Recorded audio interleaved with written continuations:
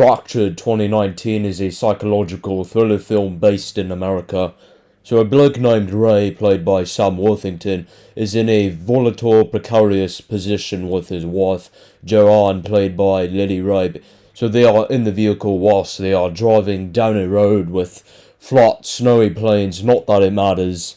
So now they are stopped at a petrol station, and as the father and mother are preoccupied, their young daughter, who is petrified of a stray, hell-bent dog that's lurching towards her and imminently ready to pounce on her, and she's standing backed against onto a ledge, and she supposedly inadvertently falls, and I say supposedly because the whole incident was spurious in retrospect.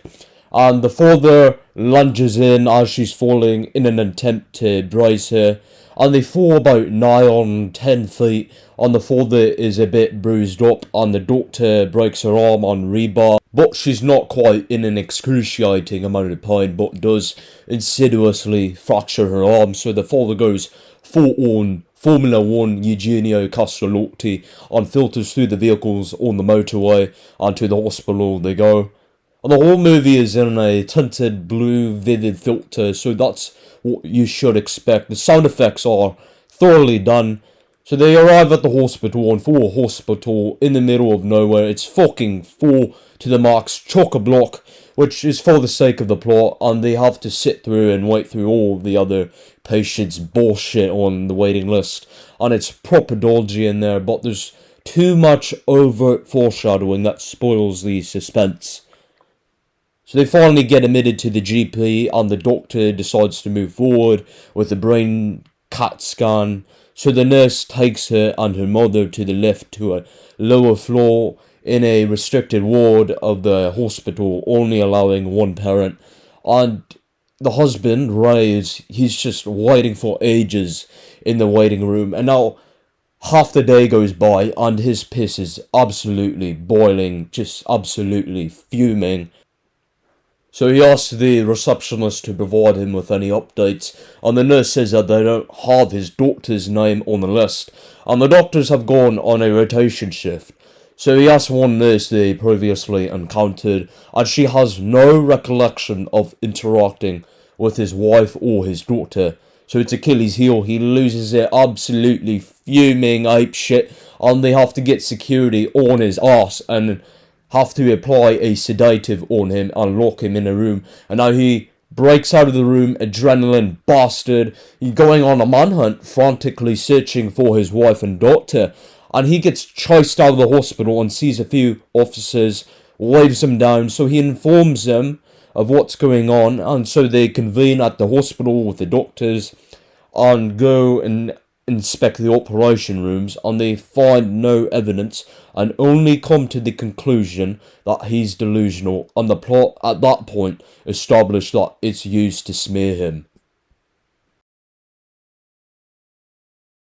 Maybe you're at the wrong hospital? In fact,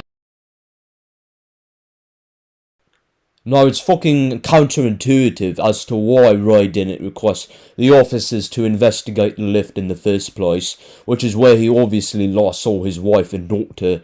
And so the plot is inconsistent with the dynamics as to how demonstrably abject Ray's incoherent psychological state is. So in the middle of the night, the psychiatrist and the same two officers, along with Ray, go to the petrol station to where they supposedly both fell. And it's just fucking ludicrous because they don't even call for any detectives or backup to the crime scene. It's just the four of them fucking chuntering around, rummaging around in the dark. It's just all pure hullabaloo.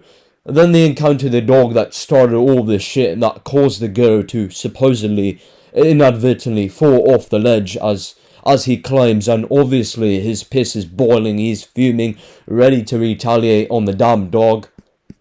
The psychologist, right then and there, on the spot, comes to the conclusion and asserts her postulation that Ray is in a psychological confabulation where his brain is fabricating false narratives and realities to fill the reality of the traumatic void, and the scenes depict his dichotomy of the two alternate scenarios where he is the one who initiates the push of his daughter and wife, and that establishes the sinister writing on the wall that he is obviously complicit.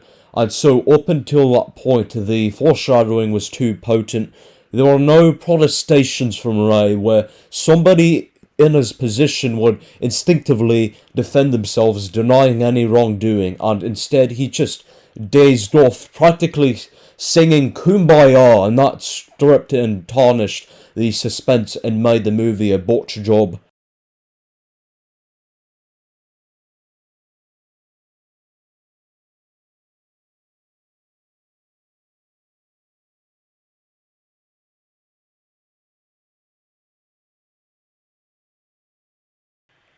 So obviously now the officers are no good, so Ray takes matters into his own hands. He gets his shit together and locks the police officers in the petrol station, then returns to the hospital and steals a doctor's coat and enters the notorious lift and gets in a fight, a whole melee scene with the security guard, and strangles that bastard. And now it's the last 20 minutes of the movie, and he's clandestinely arrived at the basement of the hospital, realizing he's in an organ dissecting ward where they've got patients disemboweled like a Chinese pork market. And then he sees his daughter on the operating table, and he obviously breaks in and shoots the doctors, and there's a huge gas leak and they escape, and then the cops return. But the movie is not done, and that's when there are the revelations.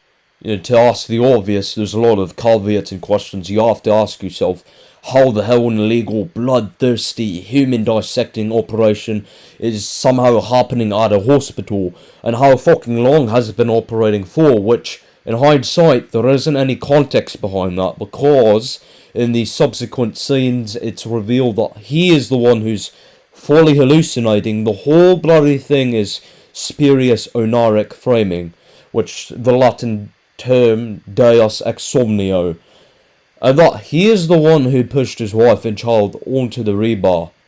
So the movie was gangbusters before it was established that it's all spurious. The incident, all the scenes that were depicted as his delusion, which is the whole crux of the movie, it's just sullied and invalidated, thrown into the bin, tarnished and degraded because it's all false.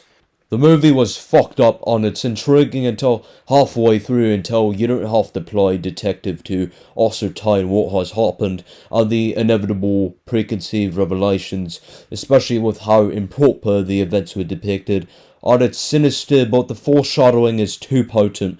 You can see the writing on the wall crystal clear.